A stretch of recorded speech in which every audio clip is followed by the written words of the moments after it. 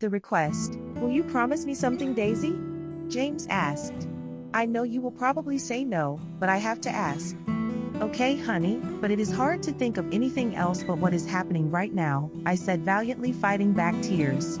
Please find a good man and get married again. James uttered those words out of pure love, and I cannot imagine how hard it was for him to say them. You are so young, honey.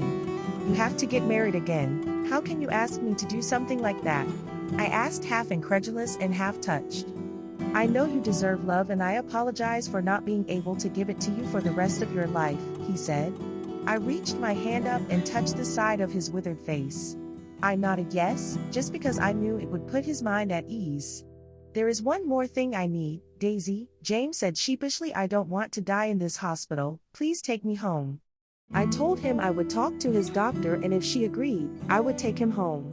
After his doctor confirmed that the result would be the same whether he was in the hospital or at home, I honored James' wishes.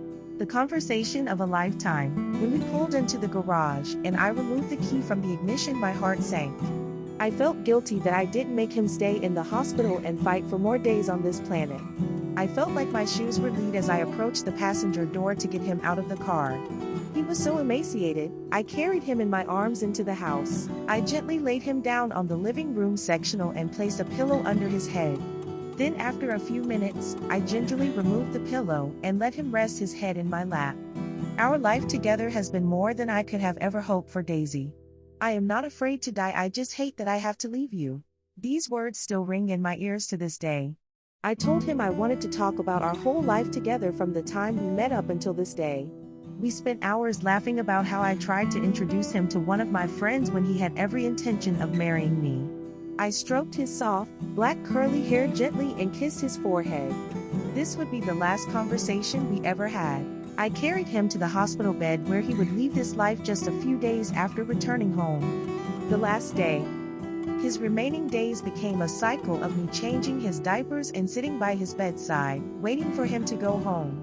He didn't speak or even know that I was in the room. Then one day, his eyes opened wide, and he started smiling. He looked as if he was seeing people he hadn't seen in a long time. The jubilation on his face was so overwhelming I started to tear up because I realized it was time. His eyes closed, and he drew his last breath. I was holding his hand, and I felt the warmth leave. It was replaced by a feeling of nothingness. I let his hand go and just fell to my knees, wailing in anguish. Knowing it was going to happen did not ease the pain of when it happened. My king, protector, lover, and best friend was gone. The failed promise.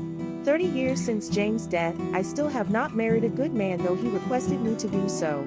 I don't know why he thought I would ever be able to love with my whole heart again. After all, I lost half of my heart when he died. I often wonder if he is disappointed in me for not obeying his wishes. I don't know that I ever felt I could follow through with the request in the first place. I was only 29 when my husband passed away, and he was 30. I did not have him as long as I wanted, but I thank God I did get the opportunity to have him in my life.